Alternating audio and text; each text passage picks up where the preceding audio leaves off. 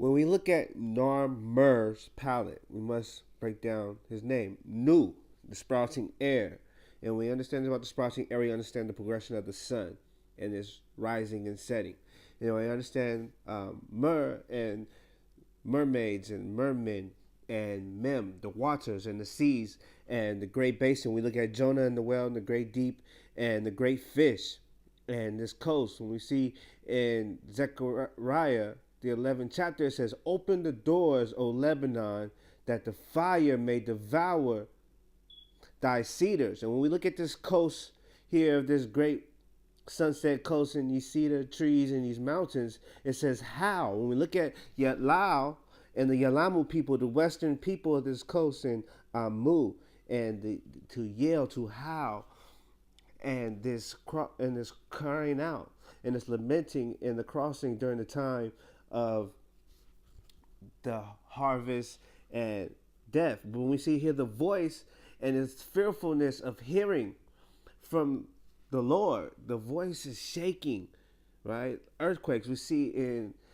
Exodus, the 20th chapter, when the Most High speaks, it brings a thundering and lightning. So when we see the mythology behind Zeus and thunder and lightning and the deep and Hades and hell and the seas and storms, whirlwinds and fire seraphims, we have to understand that the Most High will not do anything unless he showeth his word unto Jacob, his people, his statutes and his judgment unto Israel.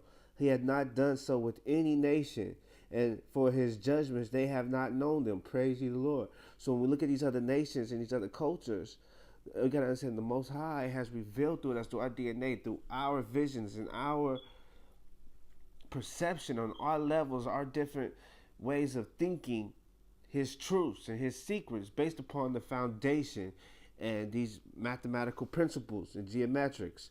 So we can see these things as when we look at the shepherd, Ra'ah, and the bird and the visions and this sharp one and this sharp vision and his ability to see, that here in this coast, this vision is being able to see the stars and the nights and observation and these star systems. We look at the Orion and the mighty ones and the valiant ones, the sons of Tula, and the land of Issachar, and this land here in the west, and how essential it was to observe the seven glorious ones and these southern crossings during these migrations. As we see the different animals and different things within this coast, they also make these pilgrimages and these motions towards the southern tropic during the time of the winter.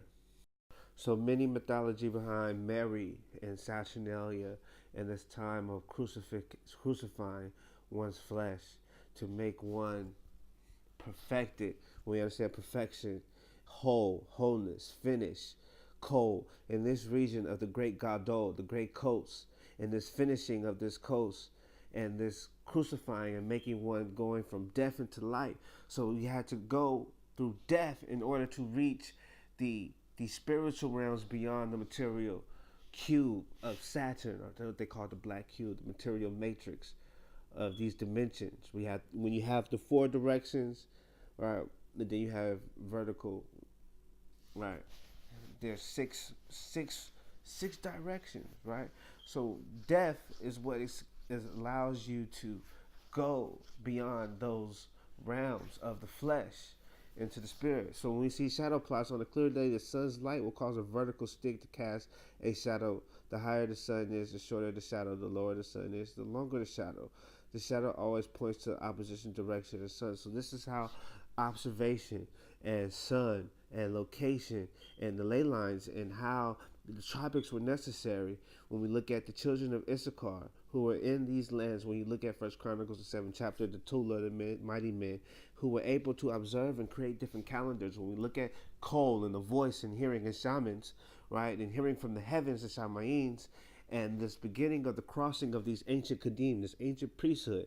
So we understand that this coast here in the Pacific and this crossing along these tropics and these tropical regions and these subtropics along the Tropic of Cancer and the Tropic of Capricorn were essential, not only riding these trade winds, these prevailing winds, to do the universal laws and providing the stellar mythos between heaven and earth in due season and in season following the procession of the suns and going to different lands at the certain times, providing this rituals of that you will see star and stellar calendars and dating and this universal alphabet that will be formed through this foundation formation and how time would be calculated, this circle.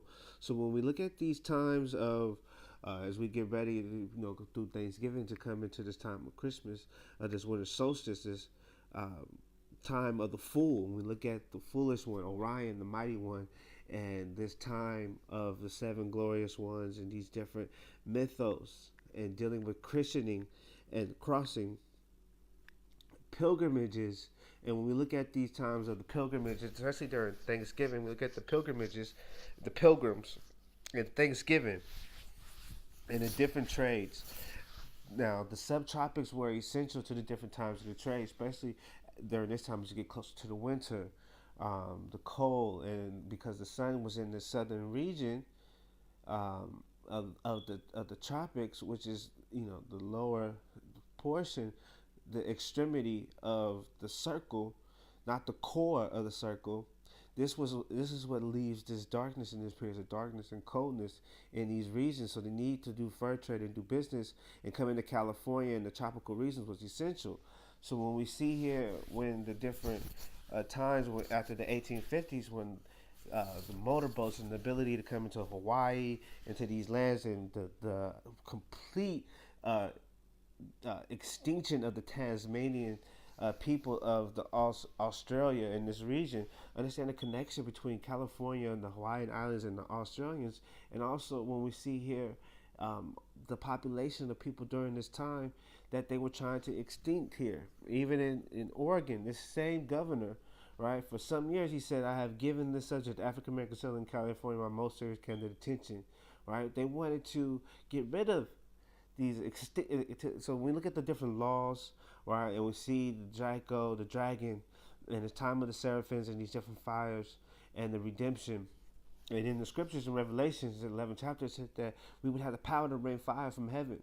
So when we look at these different mythos and us being called serpents and priesthoods, shamans, the influence is the power over the elements of the earth, the intercessors between heaven and earth, the cosmic beings. When we look at the pineal gland and these different trees, the pine cone, and the symbolic reference to the cedars in the scriptures and the burning of the cedars, we understand these pine trees and these different trees here in this land and the crossing of the Z, the tree people. We look at the Quiche and the Z and the Z people, and this coast here, California, and you see here what took place, and also in these different southern portions in Southern California where the Shumans tribe and the slavery and the complete genocide and raping and pilgrimaging.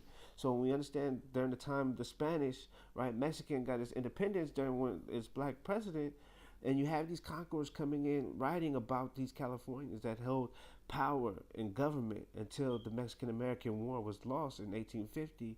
We had to understand California's power and its black population, Aboriginal population on the Pacific side of Hawaii and the Pacific Islands. When we look at Cali, we have to understand that the Pacific Ocean and this migration along the tropics following the sun was done routinely, culturally, with the breed style, the boats, and also the style of the culture. When the Mexican black president abolished slavery, right, he was taxing the United States government.